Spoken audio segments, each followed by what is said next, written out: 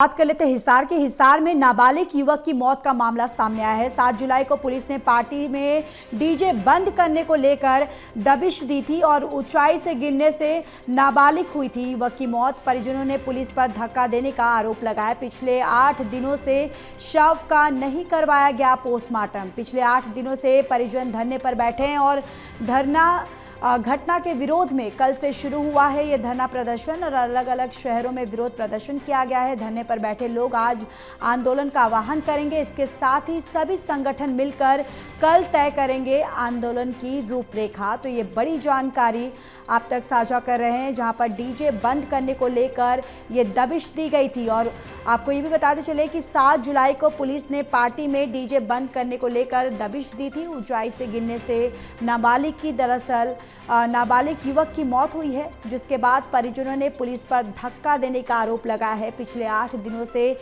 शव का पोस्टमार्टम भी नहीं करवाया गया है।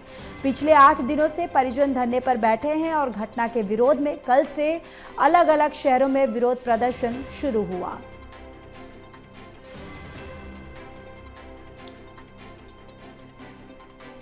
और इसी खबर पर ज़्यादा जानकारी के साथ associate editor doctor Mahesh Kumar हमारे साथ जुड़ चुके हैं। महेश, सबसे पहले बताइए ये पूरा घटनाक्रम क्या हुआ है? देखिए, 7 जुलाई का ये पूरा मामला जब रात का करीब 11:30 बजे की घटना, जब चौकी इंचार्ज एक इलाके से गुजर रहे होते हैं, 12 क्वार्टर का इलाका, और उस वक्त उन्हें तेज आवाज में डीजे की आवाज सुनाई देती है। उसके बाद चौकी इंचार्ज डीजे को बंद करवाने पहुंचते हैं, लेकिन वहां पर उनके साथ हाथापाई की घटना को अंजाम दिया गया। इसके बाद चौकी इंचार्ज वहां से लौट जाते हैं और पूरे दल बल के साथ, पूरी फोर्स के साथ उसी घर पर, उसी इलाके में एक बार फिर से पहुंचते हैं। उसके बाद पुलिस पार्टी दबिश करती है। वहां पर पुलिस की तरफ से लाठियों का इस्तेमाल भी किया गया, यानी लाठियां भाजने का काम भी किया गया। इधर पुलिस का कहना है कि पुलिस पार्टी पर पथराव किया गया था, जिसकी वजह से लाठियां भाजने की जरूरत पड़ी। इसी घटनाक्रम के दौरान कुछ महिलाएं घायल हुई, एक युवक जो है गंभीर रूप से घायल हुआ और एक नाबालिग युवक की मौत का मामला सामने आया, जिसमें ये कहा गया, परिजनों की तरफ से कहा गया कि पुलिस ने ऊंचाई से धक्का देकर, यानी घर की छत पर से धक्का देकर उसे गिराया है, जिसकी वजह से उसकी मौत हुई है। फिलहाल शव को पिछले 8 दिनों से पोस्टमार्टम के लिए इंतजार है। शव को सिविल हॉस्पिटल की मोर्चरी में रखवाया गया है। पिछले 8 दिनों से ना तो शव का पोस्टमार्टम करवाया गया है, ना ही अंतिम संस्कार की कोई कोशिश आगे बढ़ी है। फिलहाल विरोध प्रदर्शन लगातार जारी है, धरना लगातार जारी है। अनुसूचित जाति से जुड़े अलग अलग राजनीतिक, सामाजिक संगठन, दूसरे जो सामाजिक संगठन है वो भी समर्थन में सामने आए हैं। धरना लगातार पिछले 8 दिनों से जारी है। फिलहाल आज एक बड़ी रणनीति का जिक्र यहाँ पर किया जा रहा है। अलग अलग अनुसूचित जाति और दूसरी सामान्य जो संगठन है, सामाजिक संगठन है, उन्हें कॉल आज दी जाएगी और कल एक मंच पर ये तमाम जो संगठन के लोग हैं, चाहे वो राजनीतिक हो, सामाजिक हो, एक मंच पर इकट्ठा होंगे और आगामी एक बड़े आंदोलन का आगाज कल किया जा सकता है। आज कॉल दी जाएगी। उसके साथ ही ये भी कहा जा रहा है कि अलग अलग शहरों में इस घटना के विरोध में विरोध प्रदर्शन जो है वो कल से ही शुरू कर दिए गए हैं। कल हरियाणा के 3 जिलों में ये विरोध प्रदर्शन करवाए गए। फिलहाल आगे भी इसी तरह के आंदोलन की जो ये आग है और ज्यादा बढ़ती हुई नजर आएगी। इस तरह की जो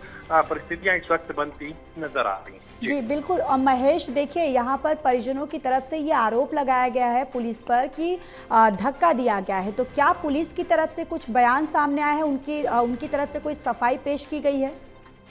देखिए, पुलिस ने दो टूक ये कहा कि धक्का देने जैसी कोई भी घटना को अंजाम पुलिस पार्टी की तरफ से नहीं दिया गया है। ये हो सकता है कि दोनों युवक जो हाथापाई पुलिस के साथ कर रहे थे, लाठियां भाजने का इस्तेमाल करने की पुलिस को जरूरत पड़ी थी और पथराव की घटना को चूंकि अंजाम इनकी तरफ से दिया गया था, तो ऐसे में पुलिस को जवाबी कार्रवाई करनी पड़ रही थी। और पुलिस का पक्ष ये है कि युवक जो है बच निकलने की कोशिश में, पुलिस से बचने की कोशिश में छत पर चढ़ा था और वहीं से कूद कर जो है निकलने की कोशिश में था, जिसकी वजह से ये जो घटनाएं सामने आई है। युवक ऊंचाई से गिरकर उसकी मौत हुई है, लेकिन इसमें पुलिस का कोई रोल नहीं है। पुलिस अपनी भूमिका से इनकार कर रही है। दो टूक ये कहा गया कि पुलिस का पक्ष ये है कि ना तो पुलिस पार्टी ने कोई धक्का दिया और ना ही उसके साथ किसी भी तरह की मारपीट की घटना को अंजाम दिया गया था। पुलिस से बच निकलने की कोशिश में ये जो युवक की मौत का मामला है ये सामने आया है। फिलहाल परिजन इससे इनकार कर रहे हैं। परिजनों ने कहा कि पहले लाठियां भांजी गई, उसके बाद पुलिस पार्टी ने ही धक्का देकर उसे मौत के घाट उतार दिया।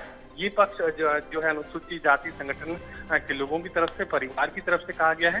फिलहाल धरना 8 दिनों से जारी है। न तो शव का पोस्टमार्टम करवाया गया है, क्योंकि पोस्टमार्टम नहीं हुआ है तो ऐसे में अंतिम संस्कार की कोई कोशिश अभी तक नहीं की गई है। और ये आंदोलन जो है बड़े स्तर पर ले जाने की तैयारी दलित संगठनों की तरफ से, अनुसूचित जाति संगठनों की तरफ से की जा रही है।